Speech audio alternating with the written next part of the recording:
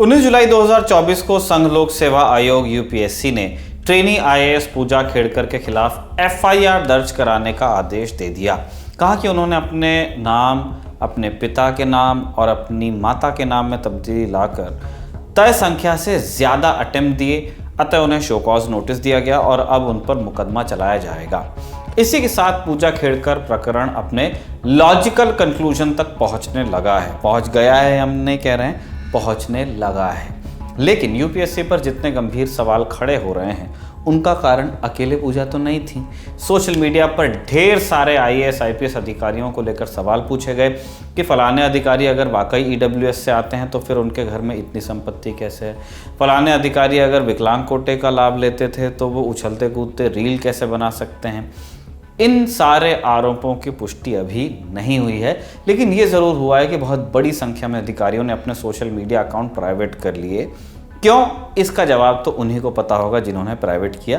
लेकिन जैसा कि होता ही है हर बार, गेहूं के साथ कुछ घुन भी पिसा, ऐसे ही इस बार भी कुछ ऐसे अधिकारियों को टारगेट किया गया जिन्होंने अनुचित लाभ नहीं लिया। आइए ऐसे कुछ मामलों की बात करें। केस नंबर 1, अनु बेनीवाल। दिल्ली के पीतमपुरा की रहने वाली अनु बेनीवाल 2022 बैच के आईपीएस हैं। यूपीएससी के नतीजों के अनुसार 217 रैंक पाने वाली अनु का चयन ईडब्ल्यूएस कैटेगरी यानी आर्थिक रूप से कमजोर श्रेणी में हुआ। फिलहाल वो हैदराबाद में ट्रेनिंग ले रही हैं। पिछले कुछ दिनों से उनकी एक तस्वीर वायरल है जिसमें उनके बगल में एक बोर्ड है और बोर्ड में 1989 बैच के आईपीएस अधिकारियों के नाम लिखे हैं। इनमें एक नाम पर वो इशारा कर रही हैं और ये नाम है संजय बेनीवाल का। दावा किया जा रहा है कि संजय बेनीवाल अनु के पिता हैं और इस कारण एक रिटायर्ड आईपीएस की बेटी का चयन ईडब्ल्यूएस के अंतर्गत कैसे हो गया। अजय तिवारी नाम के एक यूजर ने अनु की तस्वीर पोस्ट करते हुए लिखा कि राजस्थान में ओबीसी कैटेगरी की आईपीएस अधिकारी संजय बेनीवाल की पुत्री अनु बेनीवाल को ईडब्ल्यूएस कोटे से आईपीएस बनने पर हार्दिक बधाई एवं शुभकामनाएं। ईडब्ल्यूएस आरक्षण का मजाक बनाकर रख दिया है। हमने इस बारे में अनु बेनीवाल से बात की। उन्होंने बताया कि आईपीएस संजय बेनीवाल उनके पिता नहीं हैं। अनु ने कहा, रिटायर्ड आईपीएस संजय बेनीवाल मेरे गांव यानी पीतमपुरा से आईपीएस बनने वाले पहले व्यक्ति थे, इसलिए मैं उनसे काफ़ी मोटिवेट हुई। उनका हमें काफ़ी स्नेह मिला। वो मेरे पिता नहीं है, मैं उन्हें प्रेम से ताऊजी बुलाती हूँ। आगे उन्होंने बताया कि मेरे पिता ने बहुत सालों पहले जब मैं काफ़ी छोटी थी तो बटन की एक फैक्ट्री लगाई, लेकिन ख़राब तबीयत के कारण वो उसे चला नहीं पाए। मेरे पिता के नाम पर कोई ज़मीन भी नहीं है। मेरे चाचा ने हमारा लालन पालन किया। और उन्होंने 14 जुलाई 2024 को एक्स पर अपने पेरेंट्स के साथ एक तस्वीर पोस्ट की। इसमें उन्होंने लिखा कि उन्हें अपने माता पिता पर गर्व है जो भले अपनी स्कूली शिक्षा पूरी नहीं कर सके, लेकिन मुझे अपने सपनों को पूरा करने के लिए उन्होंने प्रेरित किया। बेनीवाल की तस्वीर का मिलान करने पर साफ समझ आ रहा है कि दोनों अलग अलग इंसान हैं। इससे साफ है कि 2022 बैच की आईपीएस अनु बेनीवाल रिटायर्ड आईपीएस की बेटी नहीं है। हालांकि हम अनु बेनीवाल की ईडब्ल्यूएस सर्टिफिकेट की स्वतंत्र रूप से पुष्टि नहीं करते हैं। दूसरे केस पे आते हैं प्रफुल्ल देसाई का। अब बात तेलंगाना के करीमनगर में एडिशनल कमिश्नर के पद पर तैनात आईएएस प्रफुल्ल देसाई की करते हैं। यूपीएससी के रिजल्ट के अनुसार प्रफुल्ल ने साल 2019 में 532वीं रैंक हासिल की। उनका चयन ऑर्थोपेडिकली हैंडीकैप कोटे में हुआ। प्रफुल्ल की कुछ तस्वीरें सोशल मीडिया पर वायरल हैं। इन तस्वीरों में वो ट्रैकिंग करते हुए नजर आ रहे हैं और ये तस्वीरें प्रफुल्ल ने खुद अपने इंस्टाग्राम हैंडल से अपलोड की थी। अब इन तस्वीरों को शेयर करते हुए प्रफुल्ल की चयन प्रक्रिया पर सवाल उठाया जा रहा है। कहा जा रहा है कि एक ऑर्थोपेडिक हैंडीकैप व्यक्ति पहाड़ पर चढ़ाई कैसे कर रहा है। मुकेश मोहन नाम के एक यूज़र ने इन तस्वीरों को #UPSC स्कैम के साथ पोस्ट करते हुए लिखा, आप 2019 बैच के 532वीं रैंक के साथ आईएएस बने प्रफुल्ल देसाई हैं। आप जब ट्रेनिंग के लिए लबासना गए तो आपने जाते ही 25 किलोमीटर ट्रैकिंग और 30 किलोमीटर साइकिलिंग की, जबकि आप ऑर्थोपेडिकल हैंडीकैप्ड हैं। आपने ट्रेनिंग के दौरान ऐसा क्या खा लिया कि आप एकदम पहाड़ चढ़ने लगे। अब सच्चाई पे आते हैं। आईएएस प्रफुल्ल देसाई ने खुद इस पोस्ट पे कमेंट किया है। उन्होंने एक पोस्ट करते हुए लिखा, मैंने साल 2018 में यूपीएससी परीक्षा में अप्लाई किया, जिसके लिए मैंने कॉम्पिटेंट अथॉरिटी से डिसेबिलिटी सर्टिफिकेट भी बनवाया। उस साल इंटरव्यू देने के अगले दिन मैंने एम्स दिल्ली के मेडिकल बोर्ड के समक्ष मेडिकल एग्जामिनेशन में भी मैं बैठा। एम्स दिल्ली के मेडिकल बोर्ड ने जाँच की और मुझे डिसेबिलिटी सर्टिफिकेट दिया, जो कि एक्सेप्ट हुआ। हालांकि उस वर्ष मैं एग्ज़ाम क्वालिफाई नहीं कर पाया। मैं अगले साल यानी 2019 में एक बार फिर से यूपीएससी की परीक्षा देता हूँ। टेस्ट और इंटरव्यू क्वालिफाई करने के बाद एक बार फिर से दिल्ली के एम्स के मेडिकल बोर्ड के सामने मैं बैठा।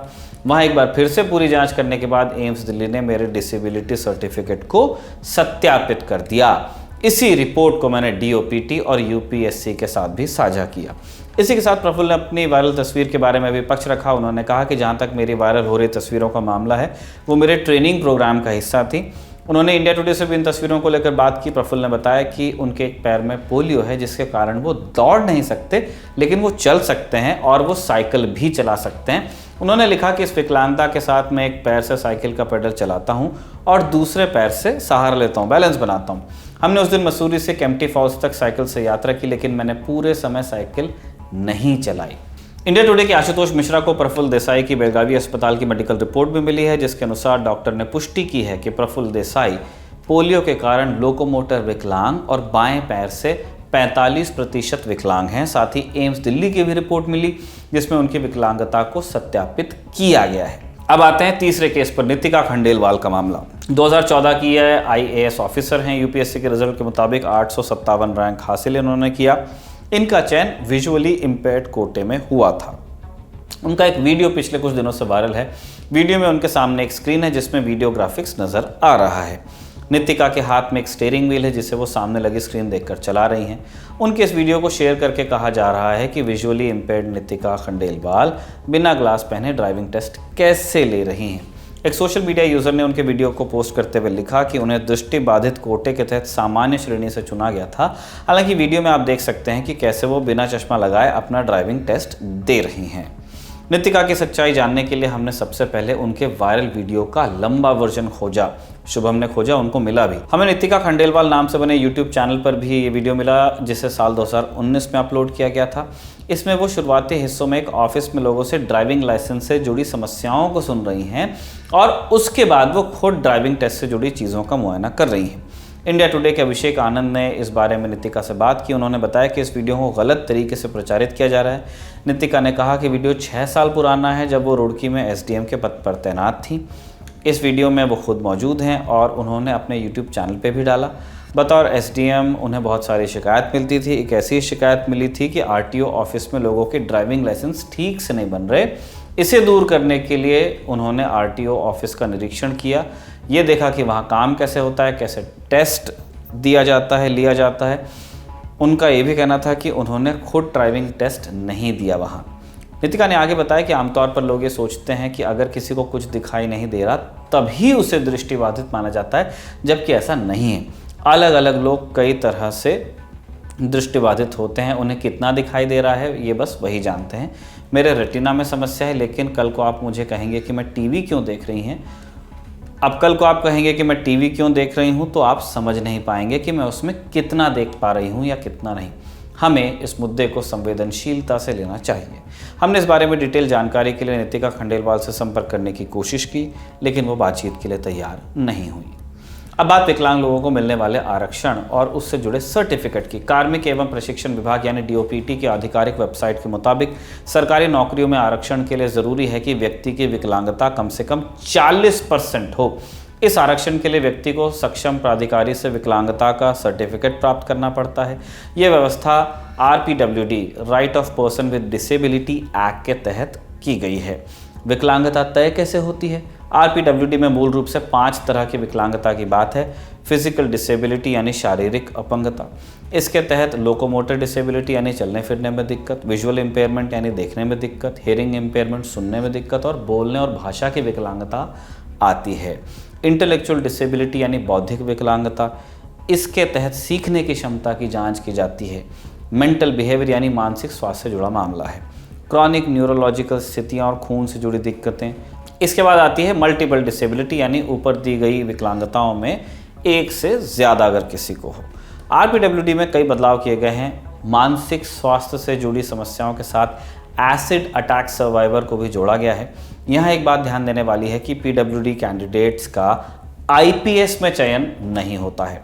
आपके लिए ये सारी जानकारी इकट्ठा की थी हमारे साथी शुभम ने और जतिन ने इसे रिकॉर्ड किया था। आप देखते रहिए दी ललन टॉप।